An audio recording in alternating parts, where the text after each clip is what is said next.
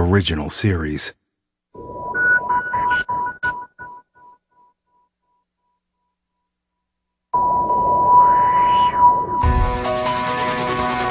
There was a sound that I wanted to go for that was nursery rhymes on steroids, loud and fast, but they're nursery rhymes. I was hanging out with this girl, and the girl says, "Hey, my brother plays bass." He came over with a bass guitar, and I said, "Here's a riff I had." It's like catchy and intricate, but simple, and he starts pounding away on the bass. The music just worked. The band exploded and was really big, but I sensed that there was ways we could experiment musically. That realization was like a nuclear bomb. You look at a human being and you think you know who they are because what, you listen to 6 records? How do you see yourself? How do you see the world? And what does that look like as an animation? What does that look like as a song? That journey is way more important to me than fame or money. I look at my whole life bucket of art and I go, there's a lot of shit in there now.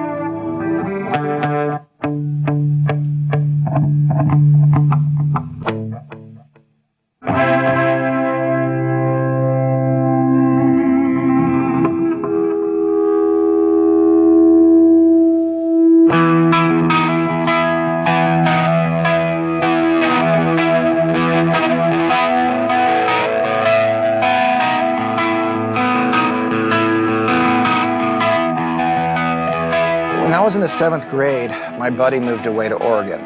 There was a week where I went up to go visit him in Portland. I flew up there by myself, go to his house, and the whole thing was, hey, he's gonna be in school on some of these days this week, so you can shadow him to school, or you can hang out until he gets out of school. I shadowed him one day, and I was like, this is fucking weird. I'm gonna stay at your house and wait. But in his room, there were 4 things that were very important. A Stiff Little Fingers record, there was a All record, a Dinosaur Jr. record, and there was an electric guitar. So what I did was I would play those 3 albums on vinyl, and I would go over and pick up this guitar to keep myself entertained throughout the day for those 3 or 4 days that he would be at school until he'd come back and we'd skate at night and do whatever. That changed my life, you know, changed my life. Hearing punk rock music and picking up the guitar, something clicked where it's almost like there's a bunch of gasoline on the ground and someone flicks a cigarette and it just ignites. You know, it was a chemical reaction that just flipped on a switch that nothing could take that guitar out of my hand from that point forward.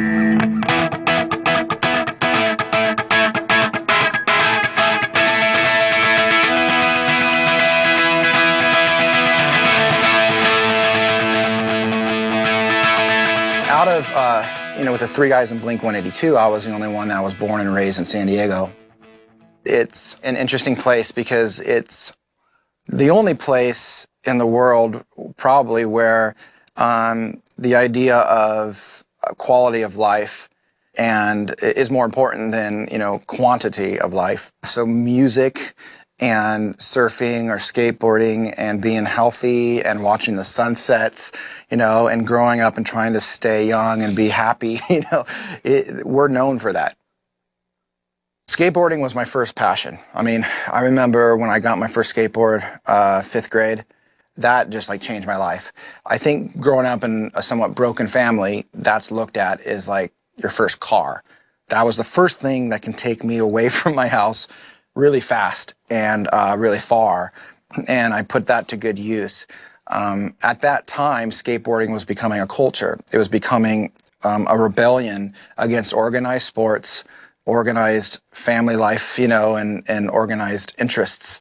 the great thing about that culture, at least in San Diego, skateboarding and punk rock music, all that was kind of, you know, one thing. You skateboard and you listen to punk rock music. That's one type of individual. And the more unique you are and the weirder you are, the better you feel about yourself. It was the one kind of thing you can be involved in where the more of an outcast you were, the better and you felt about yourself. And that's what I loved about the whole punk rock scene. You know, skateboarding was the great conduit to find out about new music. Mostly for us, it was the song in the video. So when the pros came out with their parts, they usually would pick dope new bands to put in there. And I was listening to bands like Big Drill Car and all these bands that were kind of from the LA County area and that were all built around Cruise Records, SST Records, and what my fans might know of, like the Descendants and all that kind of stuff. But the pro skaters were putting in all this really cool punk rock music, and then that would make us blast it when we went skating, and that would make us go downtown if the band came around on tour. Around that time, punk just started exploding. And now these little bands are coming to town, and it's a band called NoFX, and 3,000 people are showing up, and it's about ready to, the building's about ready to collapse with energy. And I remember going down there and just going, holy shit, this little punk rock skateboarding world is like about to take over the world, you know? And that was a really fun thing to be a part of. My, the coast is never that clear. Hate them rocks and stones, quit throwing them here. Growing up in a neighborhood where you went to school with all these guys, and after school you skated with these guys, it was a really cool place to grow up. This street we're on right now, I would run across it naked with my friends. When we got to the other side, we're standing there naked laughing, and we looked back this way, and in that two-story house right there, my friend's dad was in the window watching us. He had to put his underwear and pants back on, really bummed, walk across the street and go get busted by his dad. We would take old clothes and stuff them with newspapers and staple the clothing and make a body, and we would throw them at incoming cars. We shot my friend with a paintball gun right here. He did an endo on his bike. We'd ride through Kmart on our skateboards and knock everything off the aisles. I got stuck on that roof one time. Right inside that building right there, I did chewing tobacco for the first time. Fell over, nauseous, puking my brains out. The gym would be open for people to play basketball every night. And we'd wait till it gets dark, and we'd go up there and cut the power. There was a really cute girl that lived right here. She wouldn't talk to me. I almost lit a house on fire inside this neighborhood. Me and my friend thought it'd be fun if we lit a gallon of gasoline on top of someone's garage. I toilet papered some very famous baseball players' houses. We just passed a house where I lost my virginity. My best friend was his sister. We'd sneak down to the shopping center down the street and shoot people with paintball guns. They would hold an all-night relay to raise money. We didn't want to run fucking laps. But what we did want to do was hang out in these trees way back there and launch water balloons at them. We were kind of assholes. It wasn't a bully, but you're just always getting into trouble when you have nothing to do, you know? Because we didn't play sports, and I never wanted to be at home. So we'd do anything we could do just to entertain ourselves. You know, there's an old story. Bono from U2 said when they, as a band, or wanted to be a band, but they were very insecure about it, they saw the Ramones play. And after they saw the Ramones play, he describes this kind of aha moment that, oh my God, we can do that too. It's no longer about how good you are on guitar or what your chops are on the drums.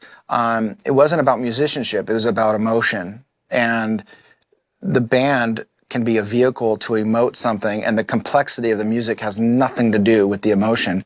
That made a lot of sense to me, because I remember the moment that happened to me when I went to a punk rock show, and you had all the big ones at this one kind of little festival.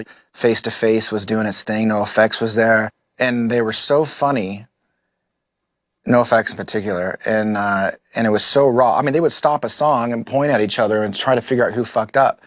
And I was just like, wait, you can do that, you know? You know, they would just make up a song on the spot.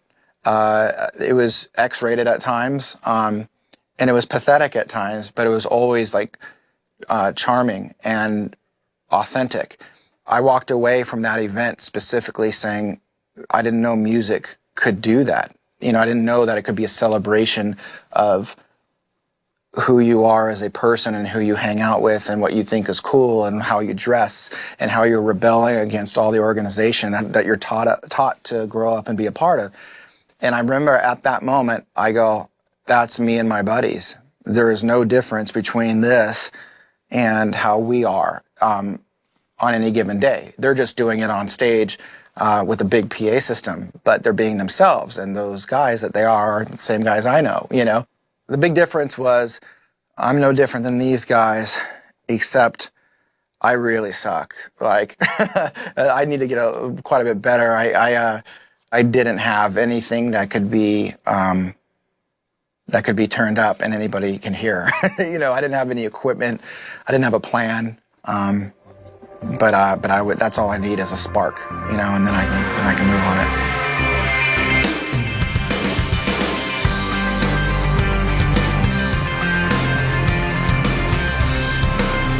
I had to go to church back then, and they had instruments at church. And I would always pick up the guitar, and I was so feverish about it, like after hours or whatever, that a couple friends, they pieced together a really shitty old guitar that probably cost $13, you know, but it worked. That became the tool of the very first songs that I ever wrote, which were all about a girl that was older than me that I liked a lot. Most of the songs. Some of the songs were about, you know, poop and butts and stuff like that because I thought it was funny. I knew right off the bat when I picked up the guitar that I should do something simple and I should do it over and over again. But trying to understand a sound that I identified with and that I liked, that didn't happen until I got heavily into the Descendents and All. I started to identify a tonality that I really worked with me. That was like, it's full of energy, it's full of rebellion, it's really fast, it's not complex, but it's melodic, but you're singing about things that you can relate to. There was a sound that I wanted to go for that was nursery rhymes on steroids and meth. You know, loud and fast, but they're nursery rhymes. And that's where the genesis of the sound of Blink-182 started. So when I'd play guitar, I would go as fast as I could, just trying to get it out, and I'd release the emotion, you know, and I'd fall asleep in my room. And I did that until I got kicked out of high school. My love life was getting so bland. There are only so many ways I can make love with my hand.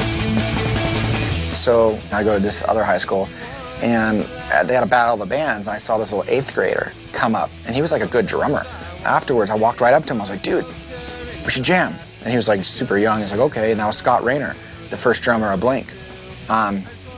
So now I'm in meeting Scott, and we're jamming in his room in Poway every once in a while. And then at that same school I went to, I met this girl.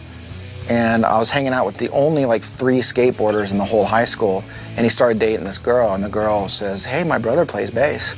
He's moving down here from Ridgecrest. And this was Mark's sister, Ann. So I met Mark, and it was funny. He came over with the bass guitar, and we sat in my garage, and I said, here's a riff I had. And he starts pounding away on the bass, and it just like, he played the exact same way I play guitar, which is, you can either strum, or you can do a lot of downstrokes, you know, a lot of downstrokes. It's a very Descendents kind of thing to do, and we were both just giant Descendents fans. So the music just worked. And next thing you know, he comes over and we're playing. The other night, I caught her with her brother in her bed. With your brother in bed. 5 arms, 10 legs, and 4 toes. The bitch has got 4 toes. But when you fuck your family, I guess that's just the way This is my house that I grew up in. I lived in the garage. When Blink started, my biggest dream was being big enough to play on my street in front of neighbors. Like, what if I played and neighbors came out and thought it was cool and like I was like on a stage or something. Not long after that, when we started playing our first shows, my manager and I were walking and he goes, well, what's your goal? Like, what's the goal you have? Like, what do you want? What do you desire? And I said, I would just about die if I had the shot at playing 2,000 person club capacities, like just clubs, you know? That would be infinitely beyond any dream I could possibly have. Just a couple thousand people. No one ever thought that, like, well, what if you sold 30,000 tickets a night? You know? That's like, you mean with dick songs? Like, really? That can happen? But it all started here.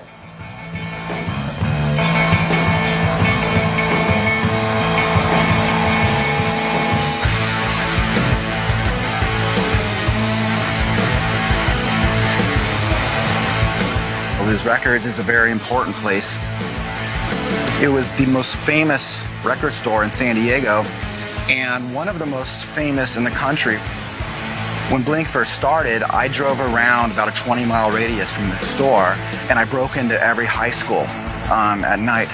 And I made Blink flyers and I put them in every single locker at all these high schools that we were playing at the club downtown. At that point in time, everyone in San Diego wanted to support their local bands. It was just a really big scene. So because I put those flyers in those lockers, we ended up having our first show at a big club. All the people came and we had enough people that watched us that the guy that owned the club invited us the following week to play on the big stage. So what we did is not only played that show, we rushed and made a really quick recording, and it was our first recording with a little Buddha statue on it. People commonly refer to that record as Buddha. We made that to sell here in this store. So we would put 5 tapes in at a time. It was in the time where tapes were selling. And every week we would call up and they're gone. And we're like, oh my God, so we put 5 more, they're gone. So then we gave them 10, they're gone. And then we gave them 20. Next thing you know, we sold thousands of these tape cassettes out of Lose Records, and then we got our start. It was, little suburban kids. We had a dream to be in the punk rock section. And I'm here now looking at all these things I grew up on, and it was so insanely important to me. This was my jam. This is how I got into music. If you listen to All and take out the more progressive songs they got and just listen to the pop punk stuff, you'll see where Blink came from. And it was the same band as the Descendants, but obviously there's no Descendants records in here because it's really fucking good. This is one of the most important records that has ever come out of the punk scene, Fugazi. When this came out, everyone was like, oh my God, we can be good too? We can be good musicians? So No Effects. They're funny. They're a very funny band. But they would get more political, but they always stayed funny too. But that was kind of a thing. GBH. Now, GBH has a song called City Babies Attacked by Rats. So I used to go into high school blasting that with my brother. City baby, attacked by rats. City baby, attacked by rats. And we'd have all these like popular girls and jocks like stopping. You would hear us blasting this through the parking lot. We were little derelicts back then. In this studio, this room specifically, we were putting together our first well-recorded songs, and Mark had this song, and he just had this thing that was the most basic chord progression that we've used 1,000 times.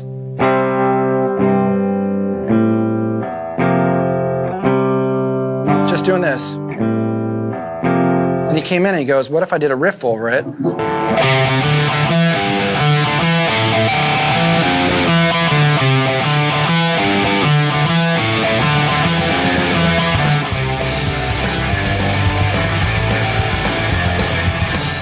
And it's the most simple song. It starts with a riff and it goes into muted power chords. It's alright to tell me. I remember, wow, that was some catchy shit. But it was the arrangement of the song that changed the band. the chorus and then the bridge, and then all of a sudden the chorus came back in, and then the riff came back in, and it says, well, I guess this is growing up. There's something about that riff saying, I guess this is growing up, and the architecture that never left me. From that point on, we know how to write a song. Everything up till that point was like, these are punk rock little art pieces, spastic and searching for a soul or an epicenter or a foundation, like who we are. But when we hit Damn It, we figured out right away who we are.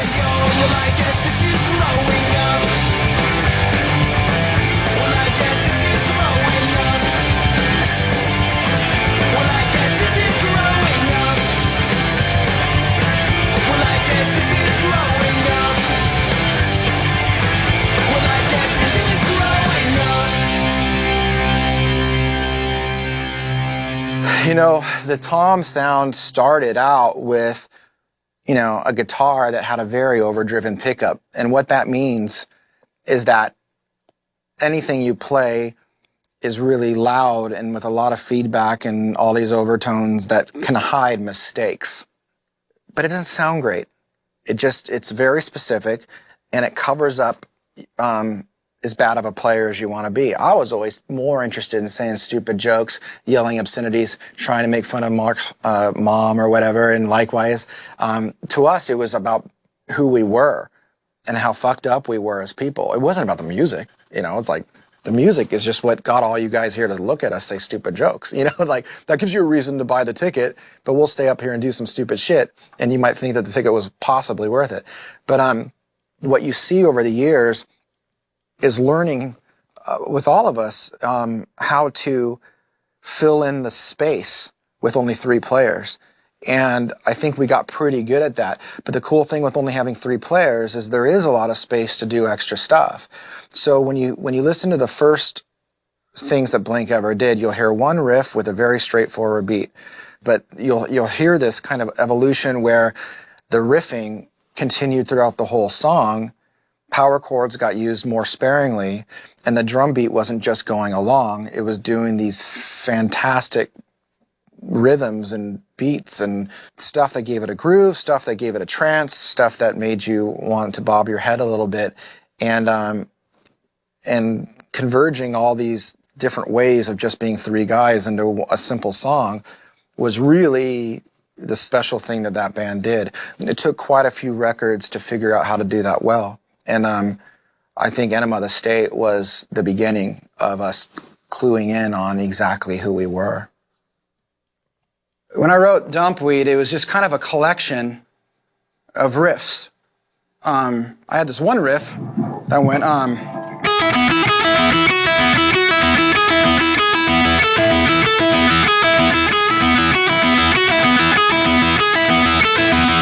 I had another riff that went,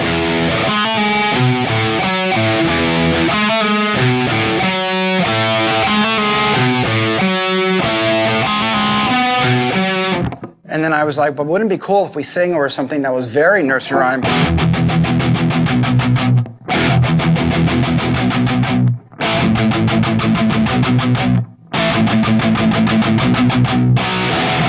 It was just kind of this, I don't know, very childlike and fast. So what we did is we combined all the riffs and we created this big kind of hello intro for the record that was our first really big record. And to this day, it's probably the best opener we've ever had. And it goes like this.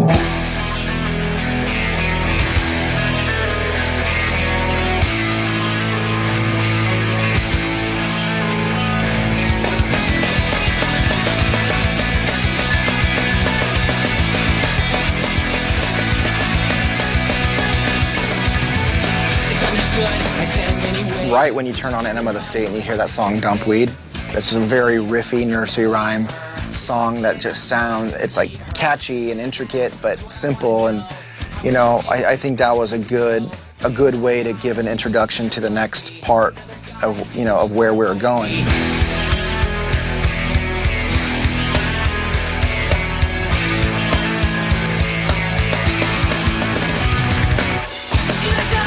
I I think, you know, Travis coming into the band had a lot, it was magnificent.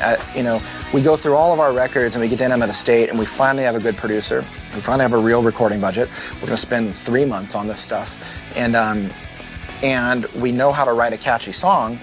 I remember there was this one time we were writing in this little hot room, and I think Travis was frustrated, and he came up to me and he was all, why can't you write something that's not just like straightforward, just normal? I mean, I'm playing the same beat each time. And I go, well, I'm not a fucking groove expert. That's your job. You're a kick-ass drummer. Why don't you tell me like how to play something that's rhythmic? And I remember he looked at me and this light bulb went off. Almost like, oh, well, I can play whatever I want. And then you might even change what you're doing to fit my thing if I have a rad idea, because then I might just play something kind of straightforward that if you weren't Travis, you would just play a normal beat. But he goes, well, what if I flip it around and the snare starts off the beat? And I'm like, oh, then I wouldn't go straight forward. I would make this more rhythmic and I'll throw in a little note here or there so it's not just power chords. And something that's super simple became kind of clever. And that realization was like a nuclear bomb in the studio. That was everything. That was like, we got a third songwriter in the band. You know, it wasn't just Mark and I coming up with little ideas. The three of us were really interacting, you know.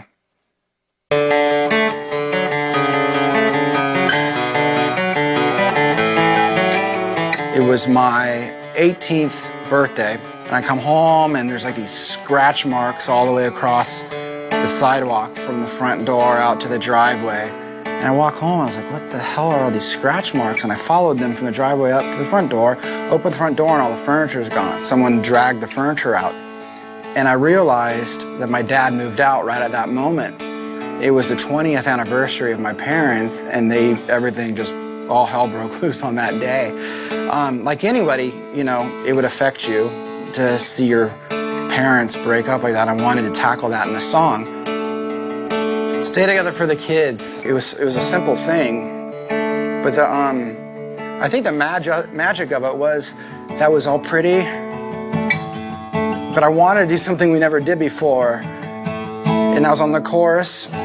Turn on all the pedals.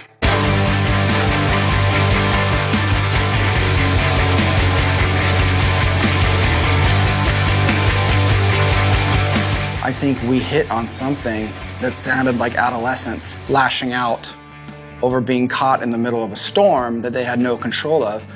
You know, you grow up thinking that your parents are more powerful than they are. They know a lot more than they do. And as you get older, you start to learn they're just people too. They're about as vulnerable and as, you know, destructible, you know, as you are. And I think that's what's great about rock and roll. It's not about the music as much as it's about the emotion. And the emotion is what resonates with people. They feel something. I think sometimes we lose sight of that importance. When you're a musician, you get caught up in the business, you get caught up in the work, you get caught up in the fame or whatever, and then all of a sudden someone slaps you upside the head with reality, you know, and you're like, wow, you know, art is really important. It's just really super important. So here's your holiday. Hope you enjoy it this time. You gave it all away. It's not right. It's not right. We were coming out of 2 gigantic records with Blink-182. We were exhausted. We were overworked. We needed space from each other. I've been doing at that point, you know, I don't know, 5 or 6 records that were all that kind of similar sound. I think out of insecurity, I sensed that musically there was cooler things that we could do. But I didn't really know what those were, you know. I was a massive fan. I have always been a massive fan of Fugazi. They were the Radiohead of punk, you know, where everything they did was forward-thinking, credible, and mattered. And they were really fucking good. So I knew that I loved bands like that too, but that I felt they weren't showing through in the Blink music. And I wanted to figure out how to have that come through, and I didn't know how. So I took an advantage of a break that we had to go challenge myself in a number of different ways. Can I figure out how to make those influences come through? Can I do it on my own? Am I capable of doing something good without the other guys? That could be a crutch, you know, Blink's big and I have 2 great musicians I play with. Could I do something that's good without those guys? I like those types of challenges, not because, you know, it wasn't because I wasn't satisfied or I wanted to be some, you know, solo artist. I like to challenge myself mentally, you know, artistically. I'm just wired that way. And that is way more important to me. That journey is way more important to me than fame or money or anything. That's why if you look at my career, with everything I do from companies and music and doing movies and stuff now, it's like I'm always doing something completely new, you know, wondering if I can do a cool version of it. But at the time, Boxcar Racer was that. So what that meant was, you know, what are those influences? That meant heavier guitars. That meant really dynamic parts that were like quiet and then get really loud. That meant singing about things that were somewhat political because I was a huge conspiracy theorist at that time. I mean, I love that. And the reason I like conspiracies is because it's like a bunch of things that it's a treasure hunt to figure out what's really going on. You get little pieces of information, you know, and you try and assemble it. And I was so into all that stuff. So I was like, how do I take all these other parts of me? You look at a human being and you think you know who they are because what? You've listened to 6 records? You know, I wrote 6 songs on 6 records, you know, like, so you know everything about me. No, I mean, I love politics and I love astrology and I love the universe and space and physics. I'm enamored by physics and how science works. You know, there's all these things that I'll do that no one knows, but with Boxcar Racer is like, how do I start walking in that direction and bringing some of those things out? And that translated itself into a record that was extremely emotional for me. And the reason was I was out to prove something to myself. I was out to prove something, I think probably to the world, that I was capable of something. But there was a problem. I hurt my back really bad at the time. I broke my first disc. So I got really, really on painkillers, like huge. But I remember the first time I went to the doctor and he walked in and saw my big x-ray on the wall and he goes, "Oh my God, you got a big herniated disc." Well, it's sticking like that far out of my fucking spine. And he goes, "Well, we gotta get rid of the pain," because the pain was so bad that I would literally fall on the ground in tears. I couldn't stand up for more than like 4 minutes, 5 minutes. Well, what we found out is the disc was broken and tangled up in the biggest nerve in my body. So it was sawing through a nerve this thick called the sciatic that goes down your hips and into each leg. So during that record, insecurities and passions and trying to prove to myself and the world and everything else that goes into a weirdo like me surfaced into a record that was probably one of the more brilliant records I've been a part of in my career. I think I accomplished what I was looking for, but I figured out a new way to write music.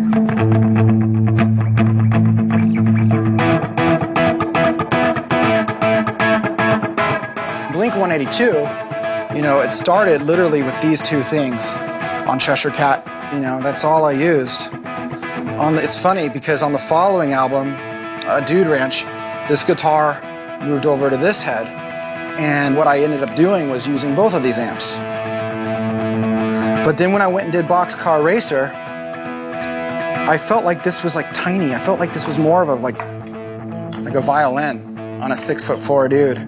I put this here, and this is the guitar that started my change, where that was cool. There was so much more craftsmanship in this guitar.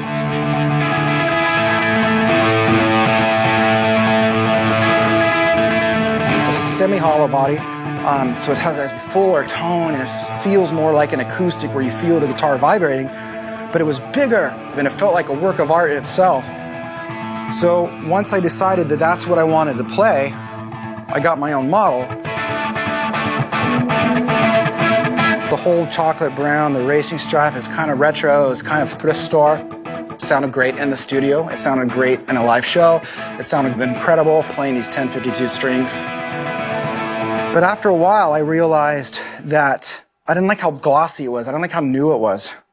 So I got rid of just having a normal paint job, and I started spray painting my own guitars and burning it. But you got to be careful, because when you light this on fire, the paint will it'll explode. You have to be professional at vandalism to get this effect. It just looks fucking cool. Looking cool is like 90% of all music. It might even be 93%. I've always been a fan of hardcore punk. So when you look at punk rock music, there's like kind of different branches of the tree. The hardcore kids is a much heavier thing. It was almost like living in between fast punk and fast metal, but there'd be these big grindy parts. So what happened after that, though, was this kind of post-hardcore movement where you didn't need to be screaming all the time, and you didn't need to be super speedy all the time. You had the melodic stuff from the punk rock kind of that you loved and grew up knowing, but it was done in a much more adult, darker, or more aggressive way. And that really resonated with me. So I instantly was like, well, how do I do that? How do I go from writing really catchy, fast guitar riffs to something, you know, much more heavy?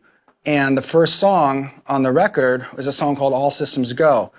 And that song was the first one that Boxcar Racer wrote. And we said, holy shit, you know, we're really on to something with this. The riff started out with something that you might think Blink would do, where it's going.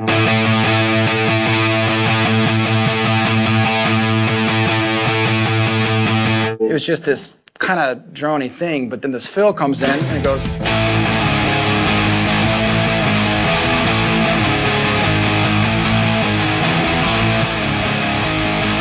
And then it sunk down into these verses that were like super kind of groove.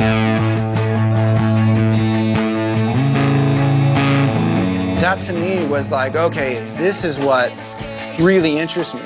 So what we did was, a lot of it revolved around drum sets. We would record the big, heavy guitar parts with these big drum sets, you know, and then we come down to the verse where it's quiet, and we did this one little mic on a little drum. So it was tiny drums to big drums, tiny guitar to big guitar. So when you listen to the Boxcar Racer record, it's so dynamic.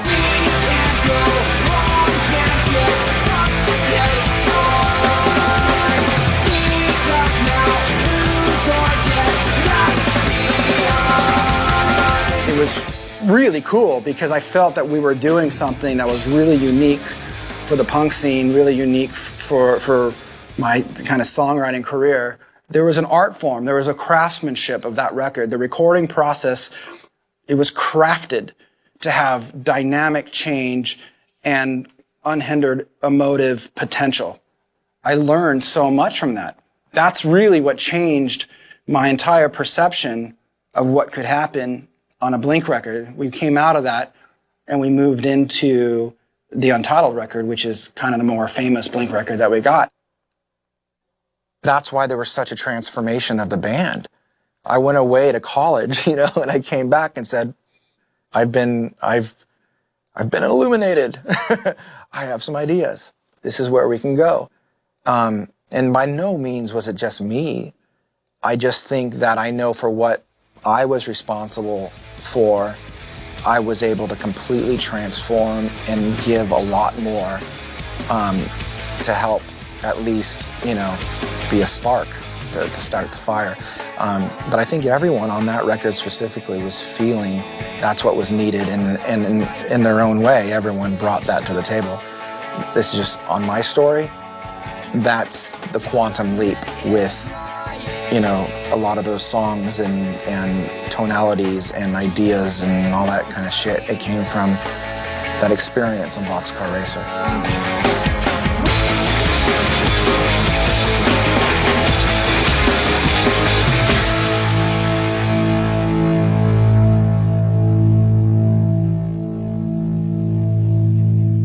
There's a whole second side of the Boxcar Racer story. So we're doing the record, and I need someone to play drums. I called up Travis because he's a buddy and he's a friend. And yeah, okay, so Travis comes in and plays it. Well, it turns out the record's pretty fucking dope. And then we're like, well, shit, we should tour it, and you know. And then what we didn't think through was the way it may or may not look to the band of Blink, because I think people were so passionate about Blink, and the press starts to get weird, like there's some rift in the band, or we're trying to start a new band. It wasn't any of that. It was like we just painted a painting and wanted to show people the painting. So coming back, you know, after that, there were insecurities and issues within the band, and that started this long path of awkwardness, something that was totally benign. And making a dumb phone call to one guy to play drums created a lot of weirdness and suspicion and conflicts politically, you know, within the band. And it wasn't meant to be that way. So, but at the same time, I think everyone was definitely realizing, though, we were still doing our best shit we ever did. So I think it was really difficult emotionally. It's like, I'm really pissed at this whole thing, but yes, the music is way better. And we, you know, so it was a little bit of all that, but then it all came to a head where, you know, it just didn't seem like the same band anymore for me, with all the awkwardness and suspicion because of Boxcar Racer. All of us overworked and exhausted, because I should have just taken a fucking break. You know, I probably shouldn't have written another record. You know, I now am a father, and I'm starting to miss that San Diego lifestyle, the sunset and the beach and laughing and beach cruisers, having fish tacos and laughing and seeing each other all day long, and, you know, and having like a life, a neighborhood life in the best place ever. I didn't have any of that. And I'm looking all around me, and I don't even recognize my band members. And I don't even know if I recognize myself, you know? I took the chance to walk down a completely different path, which was like, you know, it was the hardest thing I've ever done. But my God, I found myself. I completely found myself.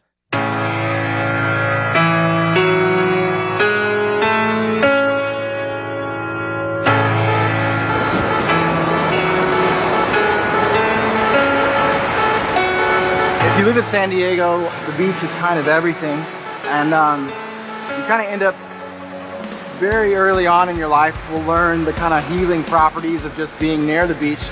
You lose somebody in your family, you know, like when my father passed away, the first place I went was I parked at the beach. When my mom went through the big divorce with my dad, she came to the beach. I remember when we started Angels and Airwaves, that happened at the beach as well. I remember sitting on a picnic table right up there overlooking this cliff and trying to, you know, I was sitting with my friend David, and I was like, I just want something that's more, you know, positive and aspirational. I wanted to be inspired. I wanted to inspire other people, and I wanted to do something that was very artistic. I wanted to do something that was progressive. I just wanted to hang out with people that valued, you know, what I brought and what my goals were, and likewise me about them. And then it was at that moment that we said, well, hey, let's start another band, you know? And so we came up with this Angels and Airwaves idea that was more than just a band, it was an art project.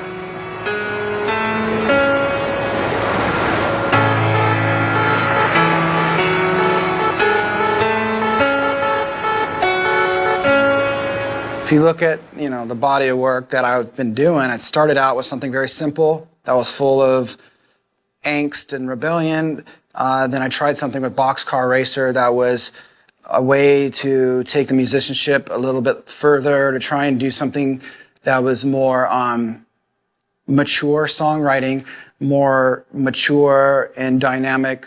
When I started Angels and Airwaves, the logical progression was, how do I take the idea of emotion and angst and rebellion, you know, keep those attributes, but how do I incorporate more of a mature recording process and the dynamic recording process, make the recording craftsmanship part of the songwriting? How do I combine all these things that I've learned, but how do I then transform it into something new? So what I did was I said, well, if I'm going to think about the ethos and the kind of building blocks of what this art project was going to be, it all seemed very hopeful and inspirational. And what was music that would do all those things I described, but also do these kind of new adjectives that I felt it needed to be? And it felt like the music needed to fly. It needed to soar. It needed to be able to lift off the ground and do its thing. So the best way I could do that was to play the same way that I've always played, but I wanted to do something that would kind of augment my natural style of playing. So I started playing around with the delay pedal.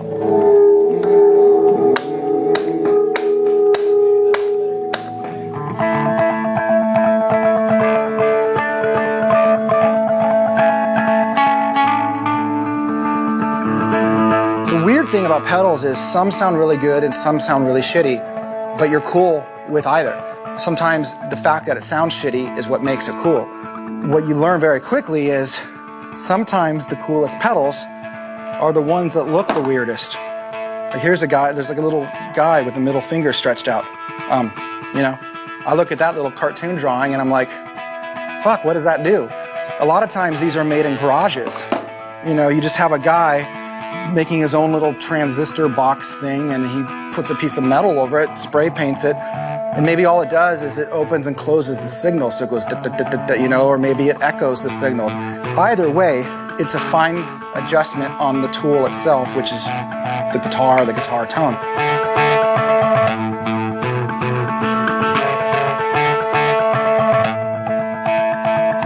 I could play the same riffs I always play, but they start to bounce around and become trance-like and become atmospheric. And it sounds spacey, you know, sounds like, I like space. I've always been fascinated with space. I always tell people this, because it's one of my favorite quotes. If space is infinite, like there's no end, there's no fucking end to space, then it's infinite the possibility, you know. Anything you think of right now could be happening because it's that big. And that was always really exciting to me because I'm kind of wired to be an optimist. And when I started playing guitar with these types of rhythmic trance-like echoes, I started to feel that way. I started to feel like I was floating through space. First thing I did is I set up the studio in my house so I could be at home for the first time. And then I put up these big television screens and I was playing all science fiction films like Blade Runner or 2001 or like anything that was visually stunning. But then I also had these Stephen Ambrose books, these big coffee table books, World War II pictures. And I kept going over there looking at the space movie and then looking back down at the World War II photos and back to the space movie. And I was like, wow, that juxtaposition's gnarly, you know, like, you know, here's like the Earth horizon and the sun coming up and it's so beautiful. And then here's guys in a ditch and bodies everywhere. And I'm kind of going, is that the same place? You know, Earth does both those things. And I said, what would it sound like with marching, you know, coming into the song? Or what would it sound like if it sounded like a battalion of tanks rolling in as the song starts? And Critter, which was my engineer and co-pilot on all this stuff, he pointed to a file cabinet. And he's all, let's just slam that file cabinet shut, open and shut. And I was like, all right. And so he grabs a mic and does it. And it's just, and you just hear the mechanics and this kind of grinding, like metallic noise with a slam. And he put it in there and he did his thing to it, pitched it down. The next thing you know, when it's happening in a rhythm, it just sounded like a million troops stomping on your face. And I was like, oh my God. You know, I've never heard something like that in a song. And next thing you know, we were doing that on all the songs. We found something that was unique to do, which was, you know, it's sound design. You see it in movies all the time. It's sound design, but sound design crafted into a song. And 4 songs into that writing, we wrote a song called The Adventure. And that was a life-changing moment for me. We put some rocks in a shoebox, and we rolled the shoebox around with all these pebbles. You know, and then we grabbed that and created a rhythm out of it. And so when we added some stomps and this rolling box of rocks, it created this grindy kind of rhythm. And then we added a riff to it that was a very simple riff, kind of sad sounding. But I didn't know what I was going to play for the main song, you know, so we started with the rhythm, then put a riff, and I was like, okay, so where does it go from here? So I stomped on the pedal in time, and I was for hours straight sitting at the computer, and I think there's footage of this, of the documentary we made. Maybe you can show it right here. Where does this need to go? It's building.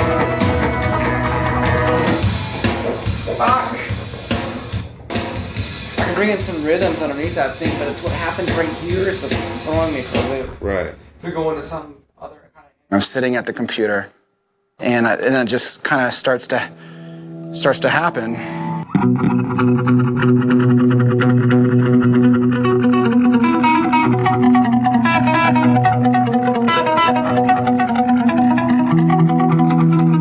Here, it's a little dry. On the song, in the moment, it was something that gave you the chills up and down your arms. And I remember stopping and looking at Critter, and I was like, holy shit, we got something.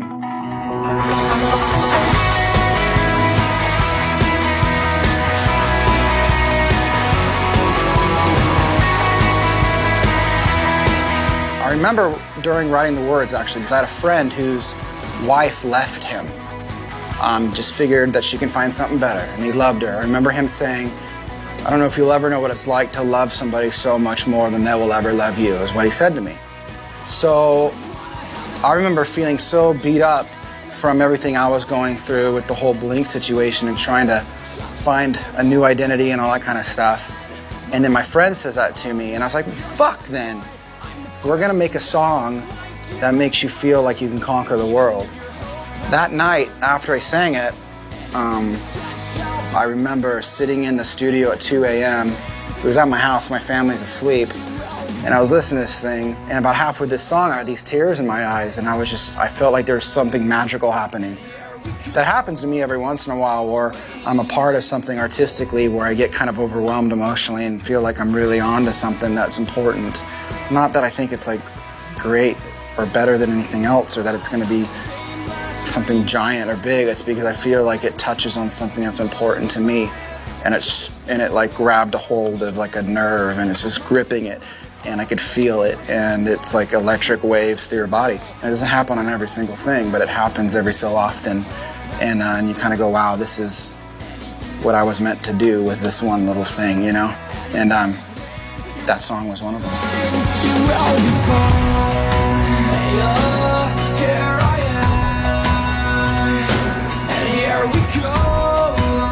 Waiting to begin.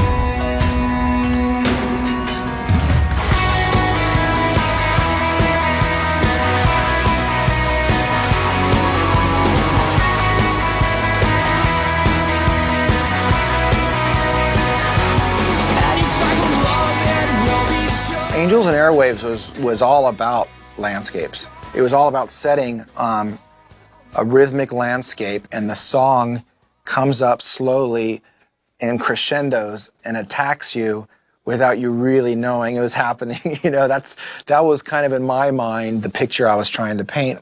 But what I was doing as well is I was just looking at really big bands. I was over the small, cool bands. I was like, how does U2 do it? How do the Police do it? How does The Cure do it? You know, how does The Who do it? What are they all doing right that all the other bands missed? There's an element of showmanship. There's an anthemic quality. There was a soul. I was bouncing off the walls trying to find my own way, but we eventually got to the end of the hallway, you know, where we figured out who we were. And I think that really happened somewhere around the Love records. We were confident in who we were, and now we were moving on to try a motion picture, you know, where we can kind of step off the music and try the next big part of the idea. It took us a while to get there. It's a big task to say, hey, let's make a double album and a feature film. I wanted to tell it visually. I wanted the music to be cinematic.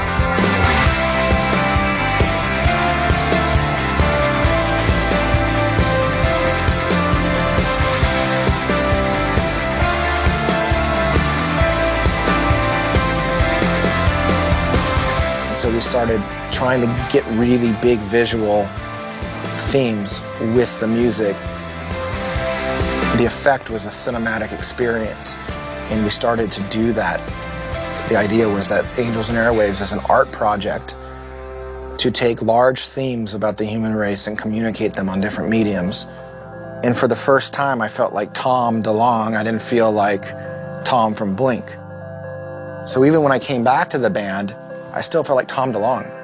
You know, Blink just felt like this thing. It didn't feel like my thing anymore. It didn't feel like the band. It was always like, it was its own thing, but I was me finally. So I was so much more secure in my own desires and the things that I want to do and the things that I want to try. And it was exciting because I felt more well-rounded. I felt like I now had avenues to talk about, you know, anything I wanted. But that was a long path, though. That's like, you know, that didn't happen overnight. That happened over the genesis of what Angels and Airwaves was, you know. Blink comes back, trying to figure out how do we all communicate, how do we write on the record. Number one, I'm happy that we're able to do it. You know, a lot of bands get back and they can't figure it out. I'm proud that we were able to accomplish that. What I brought to the table musically, you know, it's always pretty easy when you look at the Blink records. You know, if Mark sings, he wrote it, or I sing, I wrote it. Usually it's like that. I was hoping to continue that spirit of you know, where I was with Angels and Airwaves, there was no specific box. You know, I at this point, I'm long been doing my own thing, and I've made a handful of albums in that break, and the film, scoring the film that we made. I'm just doing a lot of weird shit. All the tools are at the disposal: synthesizers, MIDI sequencers, vintage, this and that. And to me, it's like it's a whole toolbox. Use whatever wrench or screwdriver you want to use.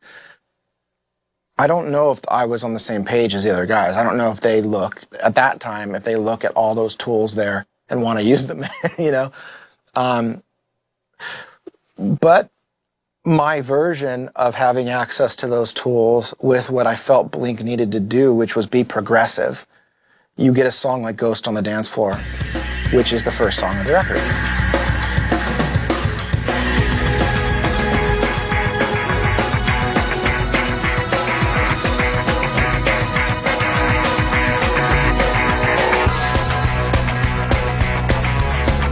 You know, I think everyone at that time could agree that that was a great song to lead off with, where it's really fast and it's riffy, but there's synths and there's delay guitars and there's anthemic choruses, but it's a clever, lyrically it's clever.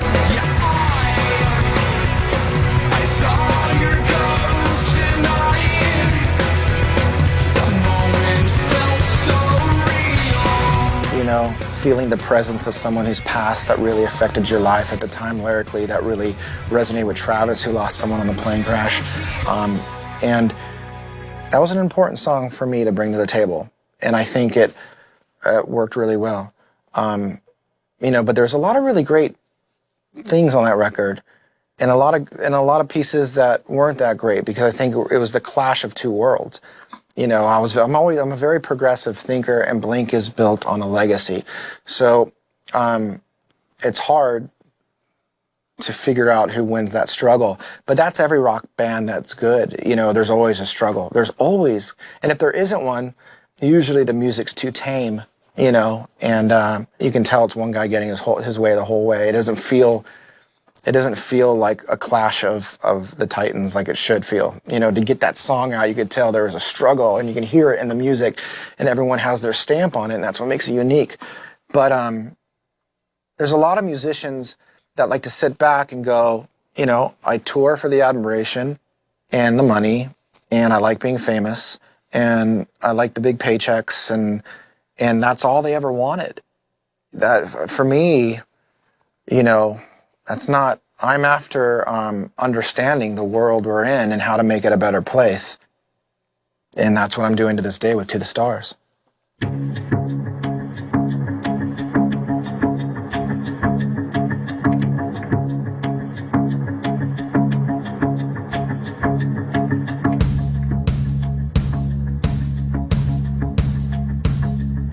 When you look to where I am now, this is a natural evolution of all the things that I learned when I was building a company called Really Likeable People, alongside of Blink-182 for 15, 20 years. We were building really core technology. We built a platform called ModLife that would help monetize the arts. So we were supplying the technology to Pearl Jam and Nine Inch Nails and Kanye and White Stripes to give them the ability to do fan clubs and pay-per-view events and all that stuff. And then on the side, I had this entertainment idea because we were so stuck on building brands and then using software to connect, you know, entities that had fan bases with their fans. I kind of said, well, how do you put all that together and how do you transform art going forward?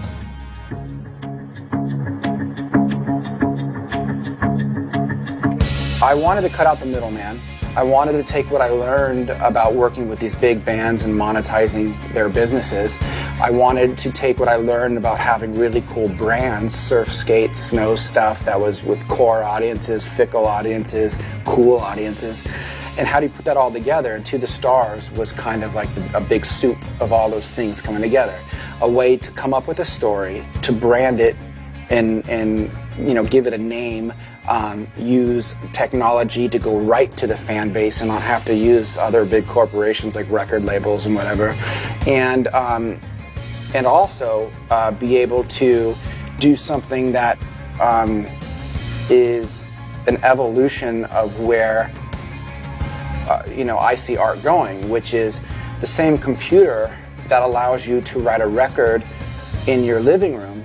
You can use that same laptop to make a movie or write a book or make a comic book or a million other things, you know.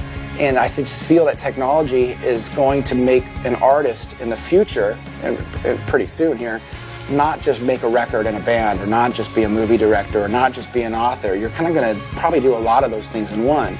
I see kids coming out in the future as an art transmedia project, you know, like, you know, one kid that might have an idea for a book and writes his own soundtrack and puts it all together, and that's kind of what we're doing. I take my ideas about, you know, human life and all the giant ambitious kind of categories of thought that go along with being a human being and looking up to the stars and trying to wonder who we are, where we're going, and how this whole place operates. I take these big themes and I say, okay, I want to tell a story about that theme. And so I come up with a title, come with a cool logo, come with a brand. Then I go out and find authors and I write the books with the authors. Then we find cool artists and I help work with the artists to come up with the way the art should work, should there be animations or comic books or whatever. And then we go and find filmmakers and we might make short films or we might make feature films and television, all that kind of stuff. So To the Stars has become a record label, a publisher, and a production house all in one. I'm trying to do it all at one place and have a relationship with a fan of that art project for eternity. And that's what To the Stars is. It's a little bit of three or four things all in one, because that's where I see the art going in the future.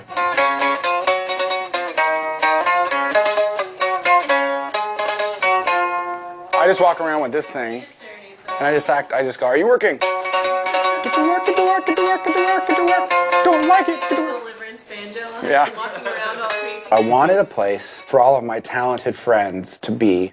You know, I knew a lot of people that didn't have your traditional upbringing like myself that were very valuable at certain things, and I wanted a place to represent that.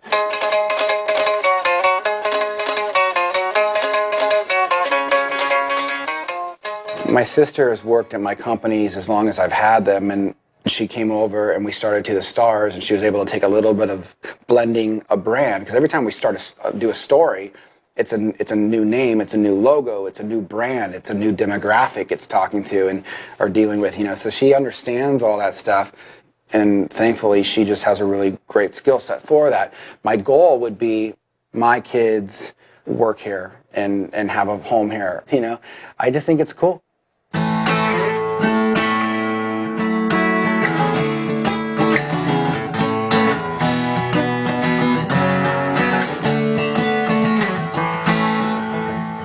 I thought it'd be fun to do an acoustic record, but the idea of even being on a record label would infuriate me. That you would say, look, I have some songs I want to record. They would say, okay, well, let me run it up the chain, see if we got the money, would we want to allocate the time, and you guys, okay, let's get you back in the studio then in like 6 months. And you're like, fuck, like I want to go now, you know? I don't like to ask permission to go do art. Right when we were starting the company, I said, let's make a book. You know, what's our first book?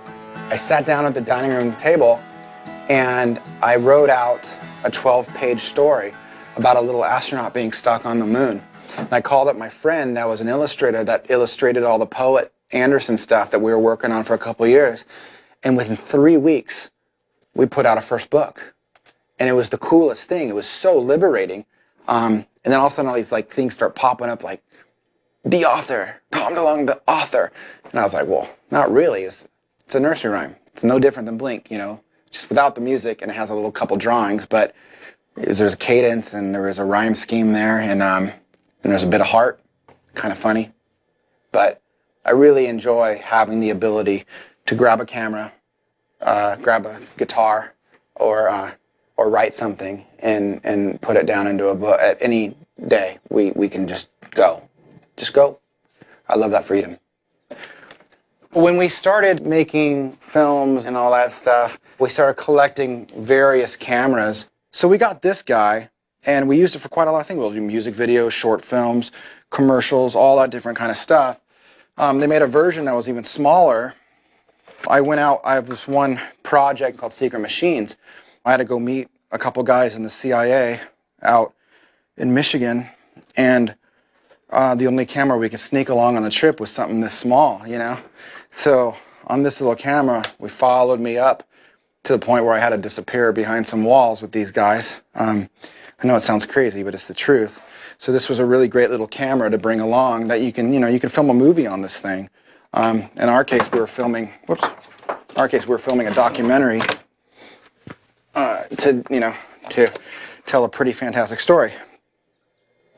All this stuff is like a brand new world of gadgetry to play with.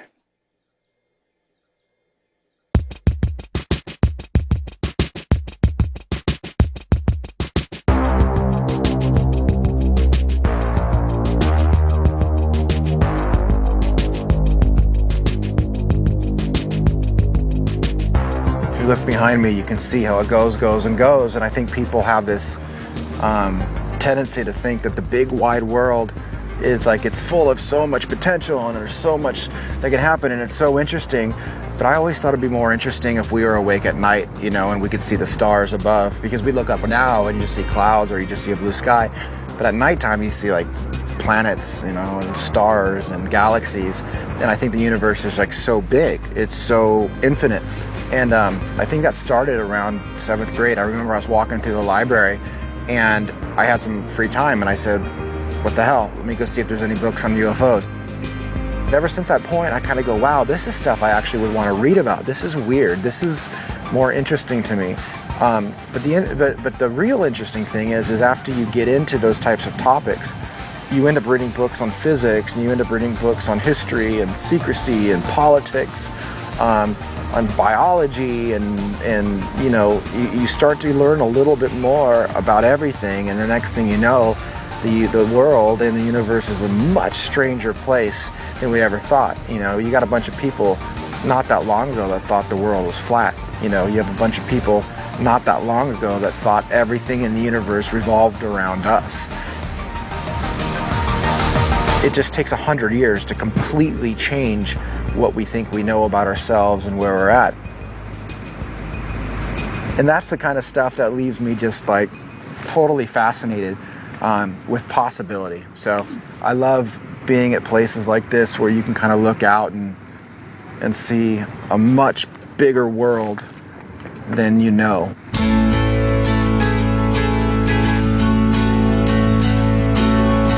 Everything's landscapes for me. So whether I'm like out in the desert, or I'm at the ocean, or I'm hiking, or I'm going on these long walks that I tend to go on, music is always, I'm trying to basically create a backdrop or a soundtrack to my environment. So Angels and Airwaves became very cinematic like that, because it to me, I always had some type of film running in my head, whether as a true life experience or even in the studio, we'd put a film up on the television. But music always, you know, these later years of my songwriting, it had to be, it had to be cinematic music. It had to go to something. I couldn't just write a song and have it not go to anything. So going out to the desert, or seeing a sunset or something like that. It's inspiring. You know, you feel something because you're being hit by more senses than just your ears.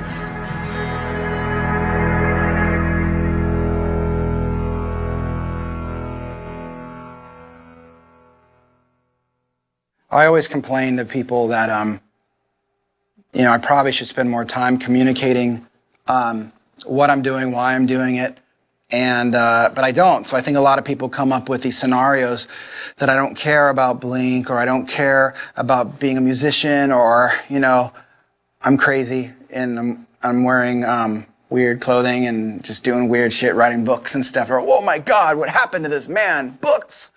He should be burning books, not reading them. You know, I don't know, whatever they say. I was working on a batch of songs that were the beginnings of ideas that would have been the next Blink record. It wasn't developed into anything spectacular, but I think you hear little bits and pieces of things that could have been. But I think the most important song out of that batch, and I released them as just demos, odds and ends under my own name, but there's a song called The Invisible Parade.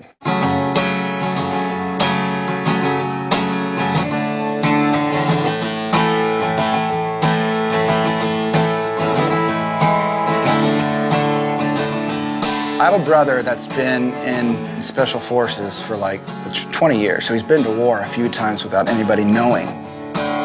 You know, when a ship comes back from war, you know, you got this giant aircraft carrier, you got thousands of people, but when a Special Forces group comes back, it's a plane, it's 5 in the morning, they're exhausted, and there's nobody there to really, like, give them a warm welcome except for the few family members that are allowed. Like, nobody even knows when they come and go. So the idea of an invisible parade to me was these guys come back and there's no one cheering them on. It all started with a chord progression. I had this chord progression and I played it, and I didn't think we needed anything more than that.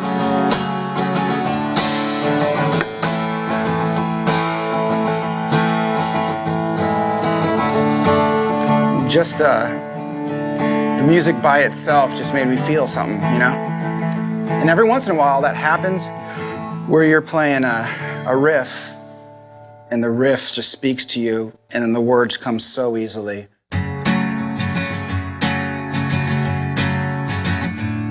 I call it being an antenna. We're like the great antenna. And if you read anything about consciousness, you're just an antenna and you're picking up this radio wave. I can think back to moments and pictures that inspired me, but when something comes so quick, it's so organic, you kind of go, wow, it was sent to you, you know? I was just a conduit, here it goes, and it comes out. And some of the best things that I've been a part of musically have felt like it just passes through me. All laid over, this pain will drown out the sun. Mother, I'm coming home, but the war has just begun. All the boys will await the rising tide on a pier with a travel gun. Like the adrenaline, it's like a fucking drug. Mother, I'm coming home.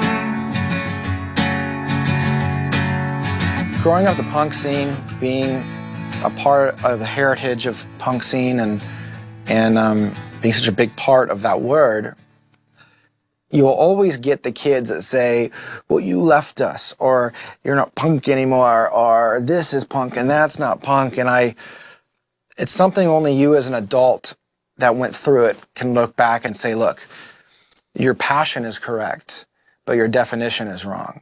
The punk rock ethos exists in a form where kids can adopt it and become unique, become individuals, and celebrate the fact that they're outcasts. And the more of an outcast you become, the better you feel about yourself. You use it for the wrong way when you try to judge other people for not being something. You're missing the point entirely. I remember I was in Australia, and the guy, I know this guy that his first show ever was at the Santa Monica Civic with The Clash. And The Clash, Joe Strummer, the singer of The Clash, walks into the hotel. And My buddy Smitty looks at me, he's, oh my God, it's Joe Strummer. He said, I gotta meet him. All right. So I walk up to him, Mr. Strummer, tell him along. I'm playing Blink-182. He's, my kids love your band. So there's something to talk about. We sit down right there. And so I asked him, I go, well, what is it like being in the Clash? What was that like? And he goes, we used to walk around saying, fuck you, we're the Clash. Fuck you, we're the Clash. And he stops and he goes, but now that I think about it, the Talking Heads were pretty fucking cool. He's like, don't close your mind. Don't close your mind. I was like, oh my God. I was like, wow, that was interesting. Like the king of punk is telling me, like, open your mind up. So 2 days later, we fly to Detroit, and it was snowing. And we had a big radio show. Oasis was on this show. And I remember sitting backstage, and I got my sideways hat on, and I got my fucking nose piercings and crazy shit. And the doors open up, and here come all these guys in trench coats with Beatles haircuts. And first reaction, I was like, oh, they look pretty fucking cool. They look cool. But they're not punk rockers, but whatever. But I'm kind of thinking about what Strummer said. So we go up and we play our show. We weren't that big of a band yet. So we were really fucking rude, like in the funniest way. But like we would take those moments because 17,000 people were watching us that didn't know who we were. And we were playing with other bands. So we would just say really bad shit. Like, we should go to jail for the shit we were saying kind of shit. And it was funny. So we get off stage. I'm covered in sweat. The door flies open, and here comes the singer of Oasis, Liam. And he goes, are you guys Blink-182? And I said, yeah. And he pauses, and he goes, you're the best I've seen in America. I'm all, you like us? He goes, I didn't say that, but you're the best I've seen in America. And he slammed the door. And I looked at everyone else. I go, oh my God, that was the most punk rock dude I've ever met in my life. The whole experience, I became the biggest Oasis fan after that, where from that day forward, I stopped listening to punk rock music and I started listening to everything. It was that from meeting Strummer, having that experience with the Oasis dudes, and walking out of that and the band exploding, I never looked back. And I had my kind of graduation. The whole punk rock thing has nothing to do with music at all. And I think kids miss that point entirely. It has to do with the transformation of being one of the group to an individual and having the balls to say what you want to say, do what you want to do, and follow the path that seems fit, Putting out a song called The Adventure after such a public breakup about my vision of what the world can be and what I want to do with my life and how I choose to see the world was the most punk fucking thing I could ever do. It was a scary thing to do.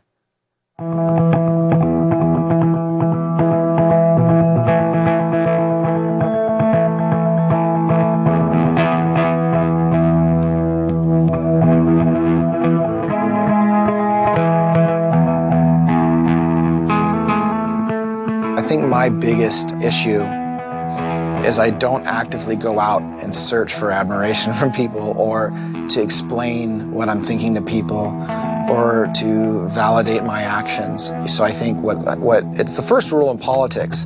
You're supposed to define the other candidate for them before they can define themselves. And what happens to me is that the fans, the good and the bad and the good and the bad press, they have to define me before I go out there and do it. And what's happened is they've defined me in such a way, probably, in many places, that is inaccurate. I don't think people know that I listen to scholars every single night before I go to bed. I put it on my nightstand and listen to lectures. I don't think people know that I read books on physics. I don't think people know that I'm totally still fascinated by dick jokes, even though I'm doing some of those things, I don't think people know that my favorite thing in the world outside of being with my family is sitting with my Great Dane and my German Shepherd at Dog Beach, and looking at the sunset. I don't think people know that I'm still completely fascinated with skateboarding. And my son is so into baseball that my way of relating to both is wearing Nike SB, which is Nike skateboarding. I don't think people know that's why I'm wearing Nike in certain Instagram posts, because it's a way for me to connect with my boy, but also still have a foot in the skateboarding world from which I came. I don't think people know that I'm completely immersed in trying to understand ancient religions and why we are the way we are and why we're warring with each other. And they probably don't know that I think I have a fucking solution. I'm one of those guys that likes to look at the biggest thing ever and go, I bet you I have a way to fix it, which is the biggest joke ever, but that's how my brain thinks. The only thing that takes me away from my maddening thoughts is if I'm learning something. For me, what I do is I learn something and how do I turn that into an art project? So it's a nonfiction book or it's a documentary or it's a lecture, and what does that look like as an animation? What does that look like as a song? What does that look like as a feature film? What does that look like as a story that has all those things in it? That's a challenge, and that keeps my mind at ease. I used to tell Mark and Blink that I admired him because he was always satisfied, with Blink. Like, it satisfied him that it was an incredible thing and we were given such an incredible thing and we were so lucky to have it and all these different things. And I agreed with all those things. But for some reason, it's not stopping my desire to go out and learn more and try more and push myself more and be surrounded by other people that I find are completely fascinating. You're not going to see me do things that are the easy play. It's just not going to happen. You're going to see me do things that I have no business doing.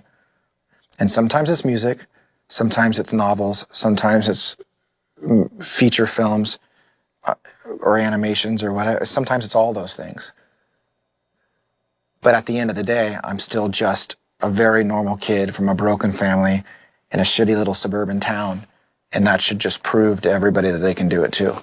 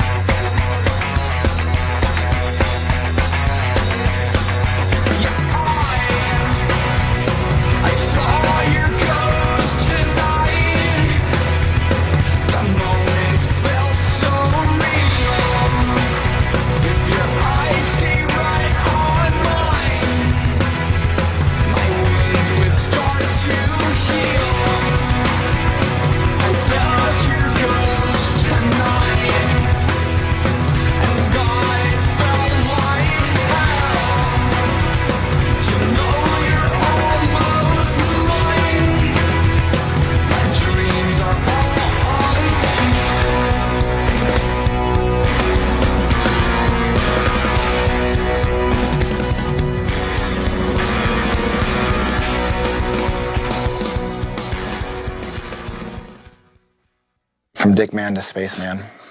That would be the perfect Tom DeLonge t-shirt.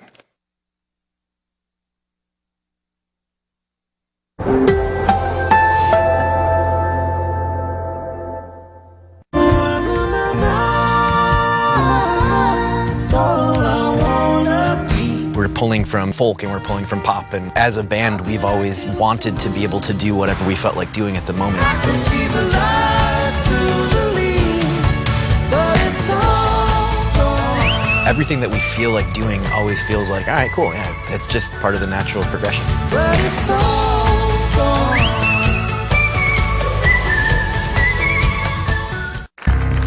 I feel like I'm interviewing James Bond. You have that look. I had this ability to be completely engrossed, and I believe that's how Nick Faldo, the golfer, operated best. You mimic your heroes. I mean, it's such a powerful thing. That's the most wonderful thing to go and play when you believe that you're as good as the sport. When you walk out and you know you're going to have a great day, what a feeling. Stand by. Slady. Row camera. Background. And action. In the general election, they predict that you will have a 20-point lead over anyone the GOP throws at you. This time next year, you could have your hand on the Bible, standing on the steps of the Capitol, and just look at you. No. This season, we wanted to take a political scandal and look at that scandal through different prisms. when you see any kind of scandal in public life, there are always many sides to that particular story. The story that you've necessarily been told or read about or watched, it's the story that you're only allowed to see. You raped and beat up a call girl. I did not do that, Maddie. I swear to God, I'm telling the truth. The truth is irrelevant in politics, and it doesn't become you. I think that story that we're telling and getting to dive into is a really fascinating world, and it's very multi-layered, multi-dimensional. So you're a victim? Absolutely. Stop it. Victims don't become president. And cut. Fantastic. We're done with Kim and their outfits and everybody. That's good. Thank you very much. Great. Whoever's trying to frame you, sir, they're still here, watching our every move. This season of Full Circle does play with the idea of what the costs of being in politics are, what it takes to be a front runner in today's United States. Senator. What happened? Whoa, are you okay? And the types of people that might have success in that arena. If this gets out, if my candidacy is threatened, it will be my sword that I fall on for you, sir. You're a good man. It's very exciting to tell a story like this when it's incredibly relevant. You know, this will be shown during the election campaign. So who knows what's going to happen from any of the candidates between now and November. You still have everything to lose, right? And this being a setup is even worse than if you were guilty. The thing about Trump and Hillary being in the news every day and us doing a political drama, you get to see a little bit behind the veil. The senator got food poisoning and is being treated by a doctor. The campaign is rock steady and taking ground. Everybody got it. Good. Beat it. Whatever the news reports are, whatever the story is that's being spun, you get to kind of understand the people behind it who are spinning those stories. How do you get a card key to a room on the secured floor? How do you present evidence of WMDs that don't exist in Iraq in front of the United Nations? I guess anything's possible, right? Yes, and to our detriment. When we put our politicians on a pedestal, I think that we forget that no one is necessarily good or bad. I've been hearing all kinds of rumors there was some kind of hullabaloo with Senator Faulkner and a call girl or something. What? We have to remember that they're human, and people that are good politicians aren't necessarily good husbands or good wives or good people behind the scenes. And I think this show really depicts that.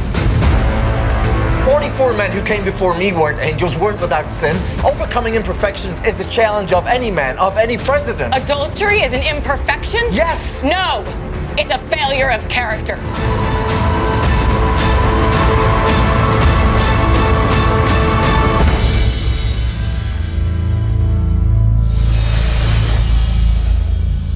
Who are you running from? I'm your professor, I'm not your therapist. You ready for this? Girl warriors, this is what you were made to do. Every Saturday on Audience. My mom and dad are going to hate this. You and I are in this together. Snack on Full Screen. I want to talk about taking you to the next level. New original series from today's fastest rising stars. Guys, you've got to realize that swiping right has consequences. Got the job gun? Oh! I'm employed! You're gonna do big things out here. Get ready to snack on Full Screen. Saturdays, only on Audience. Every single one of my memories takes place within about 100 steps of this very spot. Are they good memories? No. They're grand. We're train chasing, baby! I can't for the life of me think of why I stopped coming down here. Yoo-hoo! How'd you find this place? I inherited it.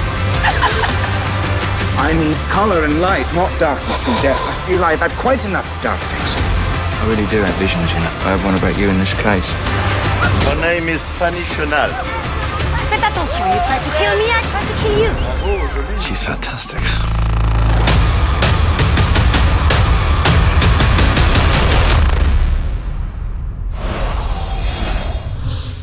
Hold on, I have something to tell you and show you. Here is this show about this guy and they're talking. On Off Camera. Jenner vodka. I can't tell the difference anymore, honestly. It tastes like celery, it's gin. You just never know what people will say. Oh, What they'll do. People are always like, why are you naked all the time? I'm like, it's not as many times as you would think. It doesn't come across my mind that often. Or where the conversations will go. I found a lot of stuff out about you while I was preparing for this. I know what you're talking about. She looked 18 to me. There was some discussion because we do a photo shoot along with this. No. Well, we do. Well, I'm not doing that. Well, you signed to pay. I didn't. When you're watching a film that you're in, are you focusing on your performance? Just focused on my hair. Just your hair. Now, the series returns. Dude, that's great! Off Camera with Sam Jones. New season premieres Monday, September 12th. We'll shoot you running to your car. I'll shoot you running to your car. Only on Audience.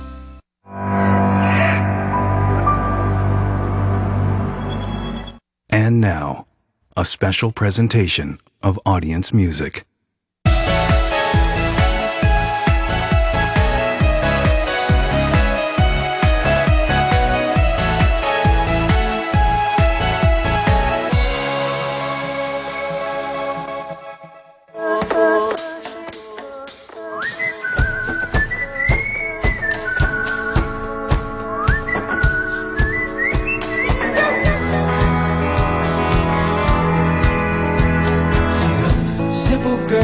Governed by simple pleasure. She won't ever let you meet her family, but she'll show you pictures. Da da da, da da da, da da da. Da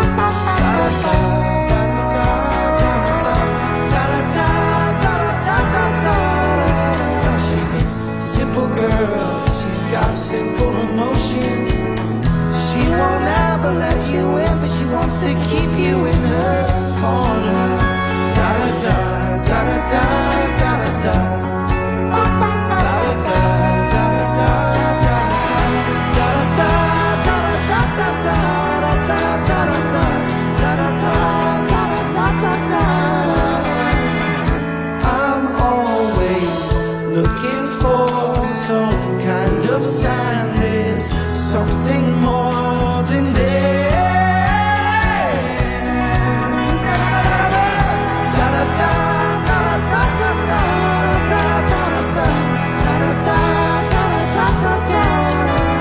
She's a simple girl and she's got simple feelings.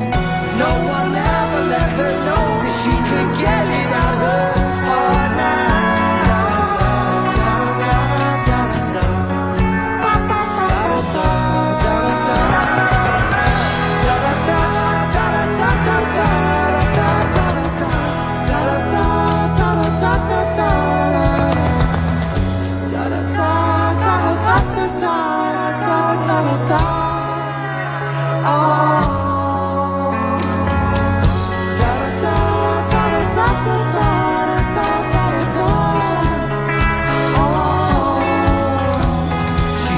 Simple girl, she's governed by simple pleasure. She won't ever let you meet her family, but she'll show you pictures. Da da da, da da da, da da da. Da da da, da da da, da da da, da da da, da da da, da da da, da da da, da da da.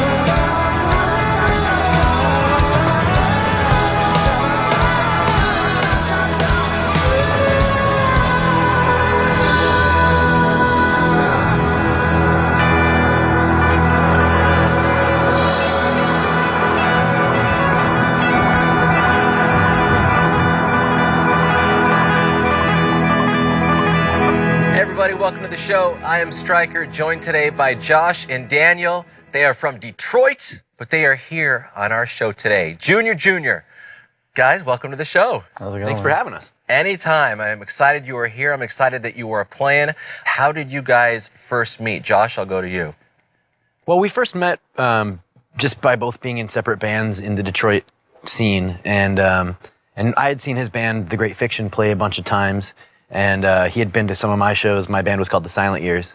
And there was a moment where some friends of mine who were graphic designers were making an album cover for his solo album. And I didn't know that he was making a solo album. And they let me hear a bunch of it. And I was so impressed by it. And I knew that he had made it all himself and played every instrument. And I just found that so interesting. So I just got his number from a friend and called him randomly, and he answered, which now that I know him, I realize how rare it is for him to actually answer his phone. So it was kind of, must have been serendipitous. And I just said, hey, do you want to maybe try and record a song together? And I came over to his, at that time he was living in his grandma's basement, and I went over there and we recorded a song, and it turned out to be Simple Girl, which was our first single that we ever had. So we just kind of kept on going from there, writing a song every week or so. And yeah. Can you tell me how you went from getting together to actually getting on a major label? What was the process for that? In Detroit, you know, your options are kind of limited to be involved with the music industry. There's a few people who have had success with working with Eminem or working with Kid Rock.